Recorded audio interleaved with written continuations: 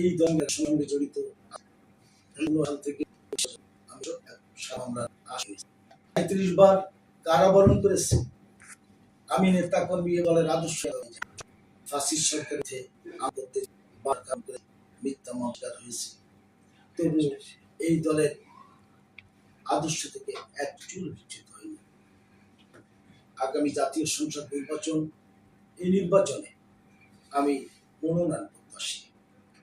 দল যদি মনে করে আমার দলের ভারপ্রাপ্ত চেয়ারম্যান তারেক রহমানের কাছে এতটুকু দাবি করবে আমার সম্পর্কে খোঁজ খবর নিয়ে, গত 5ই আগস্টের পরে এবং পূর্বে আমার সম্পর্কে যদি দলের আদর্শ বহির্ভূত কোনো কর্মকাণ্ডে লিপ্ত থাকি, তাহলে আমার কোনো চাওয়ার কিছু নাই।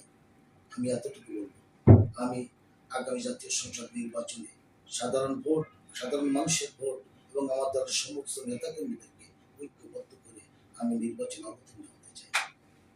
আপনারা আমাদেরকে সহযোগিতা করবেন। আমি আপনাদেরকে আরো একটু বলতে চাই, যারা নির্বাচন প্রার্থী হয়েছেন প্রত্যেকে যোগ্য, কারোর বিরুদ্ধে আমার কোনো অভিযোগ নাই। যোগ্য না থাকলে জাতীয় সংসদ নির্বাচনে প্রার্থী হতে পারে না। তবে আমার দলের কাছে এতটুকু নিবেদন, আবেদন, যে যাকে ধানের শীষ দেবে ঐক্যবদ্ধভাবে আমরা তার কাজ করব।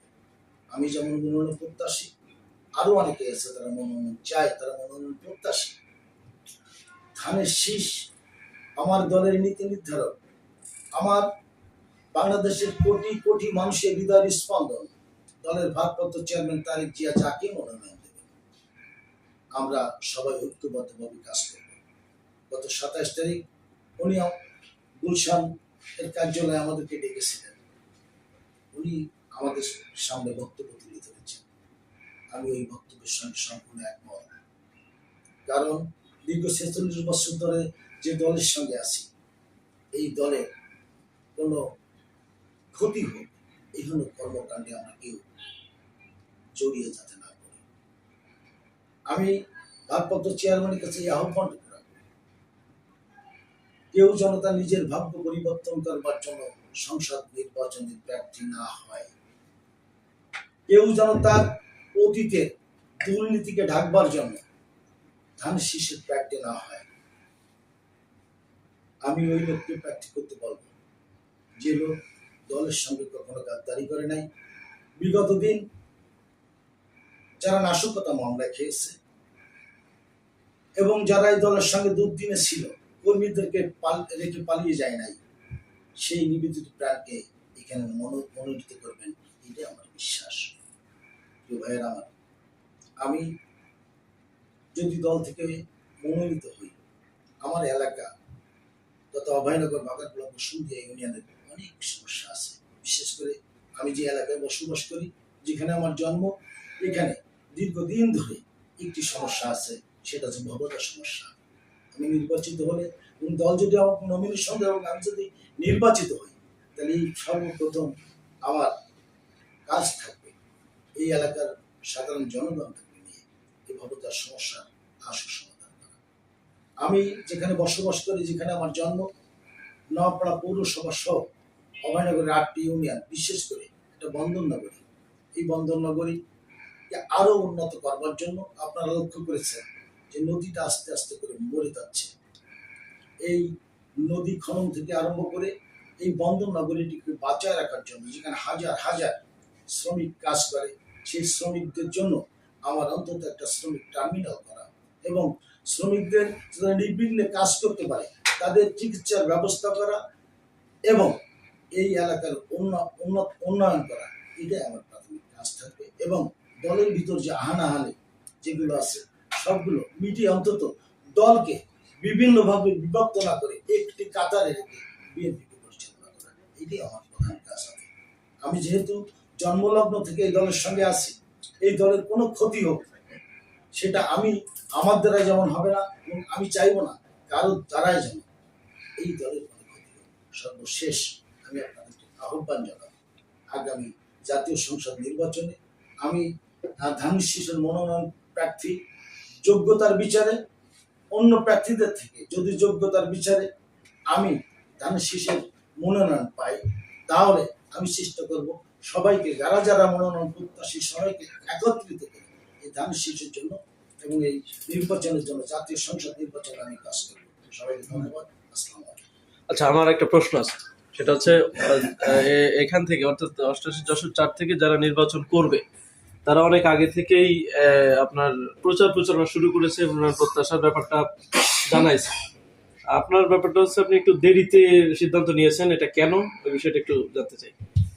আমি আসলে ব্যাপারটা হচ্ছে, আমি দেরিতে সিদ্ধান্ত নেয় নাই। আমি চেয়েছিলাম যে যেহেতু দলের শুরু থেকে এই দলের সঙ্গে আছি, এই দলের নেতা কর্মীদের চাপা থেকেই আমি নির্বাচনের মাঠে যেতে চাই। আমি অপেক্ষা করেছিলাম যে যাদের সঙ্গে রাজনীতি করেছি, যে কর্মী, হাজার হাজার কর্মী আমি সৃষ্টি করেছি,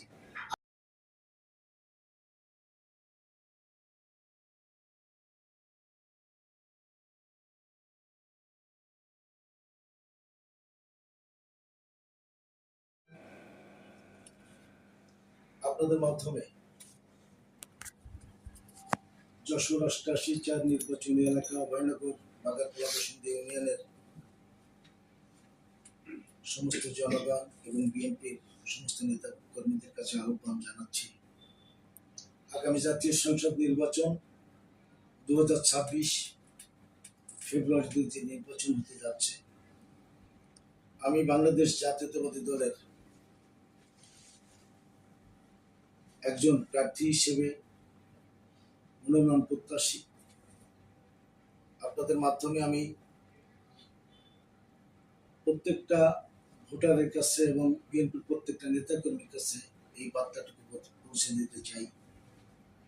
আমি আছি মশিউর রহমান মুশি,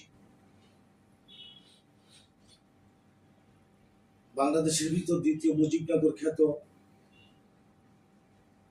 অভয়নগরে 1979 সালে জাতীয়তাবাদী ছাত্র দলের প্রতিষ্ঠাকালে শহীদ রাষ্ট্রপতি, বীর মুক্তিযোদ্ধা, স্বাধীনতার ঘোষক জিয়াউর রহমানের প্রতিষ্ঠিত বাংলাদেশ জাতীয়তাবাদী দল এবং তার অঙ্গ সংগঠন জাতীয়তাবাদী ছাত্র দলে যোগদান করেছিলাম।